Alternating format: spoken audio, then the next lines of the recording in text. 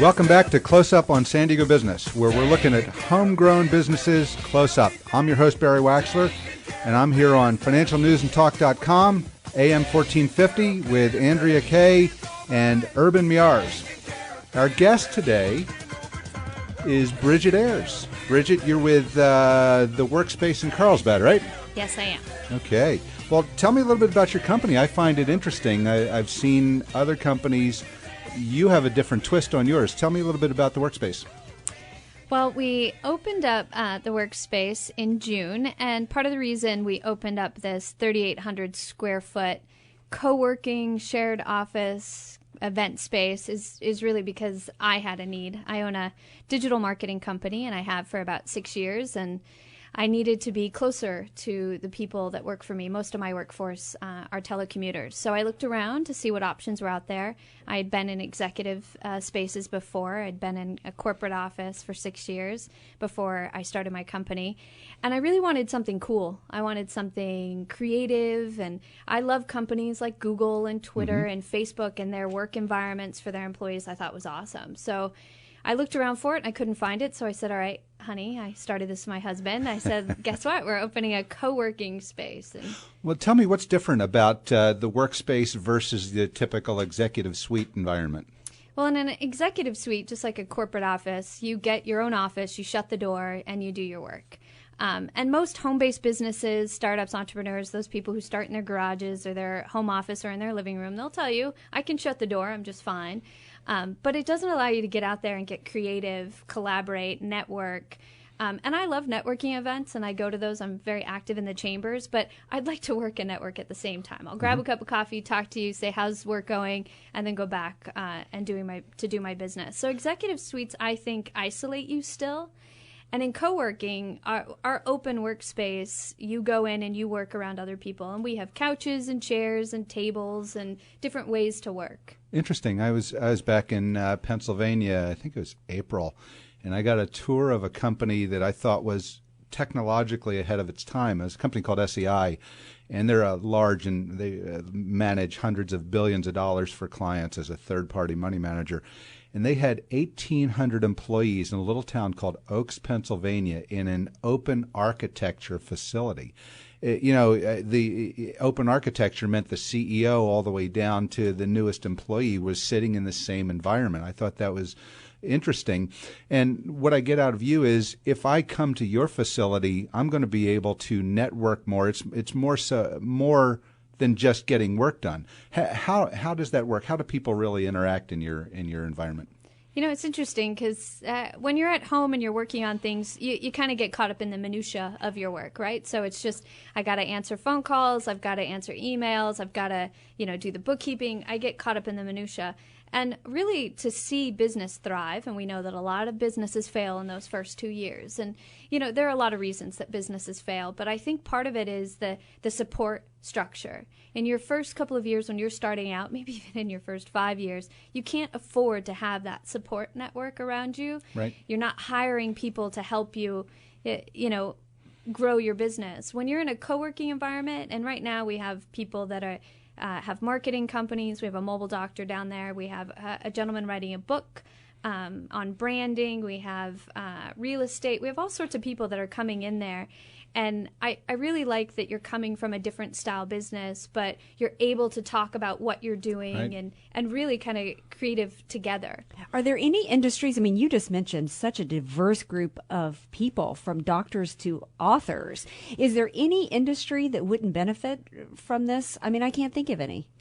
I don't think any industry. It might be a different business platform. If you're a business person who's on the phone a lot, then you might not be in our space as much. But I think you have to put down that phone sometimes to really look at your business, to grow the business. So the co-working environment, and it's not for everyone. I understand that. We have meeting rooms there, and then we have shared offices. But for me, the co-working is about getting out, getting collaborative, creative. And the referral-based business also, I'm getting to know people on a personal level. And we all know that you like doing business with people you like, right? And I'll refer business to people I like and I think that are good at their jobs. When I'm networking, I can't see your passion. I'm talking to more people and, you get 5 minutes with somebody. But when I see them in the co-working space, I get to kind of be a part of their business. And, you know, when they're having a question about HR, or they have a marketing question, or they have a question about this or that, hey, I know somebody, talk to so-and-so. And I just see a lot more synergy. Interesting. A lot more excitement. So you get to actually tap into human resources, if you will. I mean, corporations, their number one resource and asset is their people. And by being in a coworker space, you get to kind of take advantage of that without having them on the payroll. Absolutely. I mean, I don't want you to take too much advantage of it. Well, but right. Oh, shoot, there's limitations? But, you know, I thought, you know, when I was in finance, after I think in my second year, I got a business coach, and I became part of a mastermind group. And that mastermind group, it pushed me to the next level because I was around people who were doing big creative things, and it just got my brain working. It got me excited. And so for me, co-working is a lot like that. I get to talk to people, and I hear what they're doing, and I get excited about what I'm doing, and then you get to work and you're like, all right, this is good. So I really like that energy, and I think that's what I want I like coming to work, and that's the whole point. I like coming here. That's great. That's great. You're listening to Close Up on San Diego Business here on KFSD AM 1450 and financialnewsandtalk.com. I'm your host, Barry Waxler, here with co-hosts Andrea Kay, Urban Miars, and our guest, Bridget Ayers. So tell me, why wouldn't this seems like it would be a great environment, even if I had my own office in one part of town, if I wanted to have a co-location. I remember when I had a technology business many years ago, we would co-locate our equipment with all the other equipment at One Wilshire or over in Dallas at the Infomart, what have you. You know, here I see a great advantage to putting satellite locations over there, and would help on a number of things. Does that work? Absolutely. I think, and we've talked to insurance, for instance. We have some insurance companies where they have people all over, and they say, well, if we put somebody in here, you know, they can come in and work and be around other people. We also have meeting rooms, and part of the other reason I opened it was because of the coffee shop craze. I mean, everybody is doing business in coffee shops, and, you know, I think that's great. They found a new revenue stream where they get all of us doing business in there, but they're loud. They're not private. Some of the conversations and it's not professional. Right. So even if you had another office, and let's say you have a small office because that's your first, you know, you can afford maybe a little shoebox that you kind of put your desk in, and you're like, okay, this is my office. Do you want to meet clients there? Do you want to have, you know, group meetings there? So we have a training room that seats up to 35. We have 3 different conference rooms, anywhere from 2 to 11 people. You get to write on the walls. Your mom told you not to. I'm going to tell you to do it. And what we wanted to do is say, you know, even if you have a location, if you want an off-site meeting or you want to get out of your space, that yes, you could come into ours. And you could set this up. I assume it would be easy enough to Skype and do all the webcams and have all kinds of virtual meetings as well. Urban, I think this would be great to set up the board meetings for Challenged America. It'd be wonderful through the organization. You know, I service, I get hundreds of inquiries that people want to start businesses. And, of course, today everybody's starting a home-based business.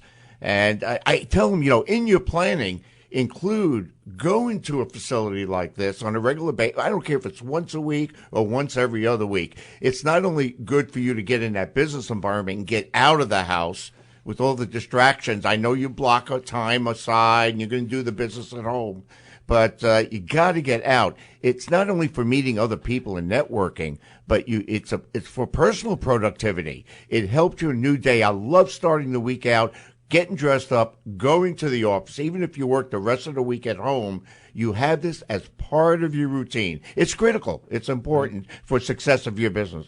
Yeah. You know, and other people do see you working. I got to give you that too. Other people do see you working. So it's not like you can sit there and kind of, so there is a little bit of accountability there. And I think sometimes just changing your space at home, you get a bit isolated, you get stuck in doing the same routine. So I think you're right. I think, but there is an etiquette though. You got to take the pajamas off when you come to the office. But you can keep the slippers on. Oh, and the great. slipper, the cooler, the better. I love it. I love it. Well, we'll have to talk to one of our other guests today about how we make sure we ensure everybody with the slippers on in their office. So interesting. So tell me a little bit about how somebody would get involved with the workspace. Different types of packages. What are you looking for different types of customers? Well, I looked at a few different models for the workspaces, the co-working platform, and one model is that you're a monthly member. And I like that, but at the same time, if I'm not always at that space and I'm paying for it, then I thought, wow, I don't know if I have the value in it. So in our model, what we did is you can buy hours. So you could drop in and pay an hourly rate, or you can buy hours in bulk and then your hours get cheaper. And they never expire, so we're not like your phone companies. And then you come in, and we only charge for 5 hours a day. So if you just want, someplace you can go, and maybe 1 week, you're here 5 hours. Next week, you're here 10 hours. And you can kind of come and go as you like. So we have those packages. For people who want to work off hours, so we have a lot of tech people. And some people, like the mobile doctor, he's out all day, but before 9 a.m. or after 5 p.m. he wants to work. We have monthly membership packages, and they get 24/7 access, their own desk. And then we also have kind of mid-range packages. If you need a lot of meetings in your space, for me, it's about the community, so we're pretty open on how we let people use the space. And if you need a quick meeting, you just call us up. Is the room open? Which room do you have? And then we kind of just pop you into it. That's well, great. you know that businesses like yours are so critical for people that deal with customers. It's part of your branding and image building. That's what it is. Otherwise, everybody knows you're working from the home. Absolutely. And you can have your mail delivered. So we have mail service. Awesome. Tell us, before we run out of time here, tell us how we get in touch with you. How can somebody find you, find information about you? Tell us about that. Well, our website is getsmartworkspaces.com. My name is Bridget Ayers, and I do own Get Smart Web. I'm pretty easy to find online. I'm on Twitter and Facebook. We are, located actually right below the radio station, so that's pretty easy to find us. But Get Smart Workspaces is the fastest way. Great. Yeah, just check us out. And people can come take a tour, right? Absolutely. And like I said, 9 to 5, drop in, check it out. And typically the first visit, we'll let you spend the day in there for free to kind of feel it out and see how it is. Because, we want to see that it's a new concept, and I understand that. So come in, spend a day with us, hang out, coffee, Wi-Fi, tea, it's all free. Even when you pay your hourly, you get all that free. Great. Well, I'll remind the listeners, check Bridget Ayers out at www.getsmartworkspaces.com. Yep. Great. Well, you're listening to Close Up on San Diego Business, where we get up close and personal with homegrown San Diego businesses and the people that are working to make a difference in our community. This is financialnewsandtalk.com. I'm your host, Barry Waxler. We'll be right after the break with more homegrown business Close Up.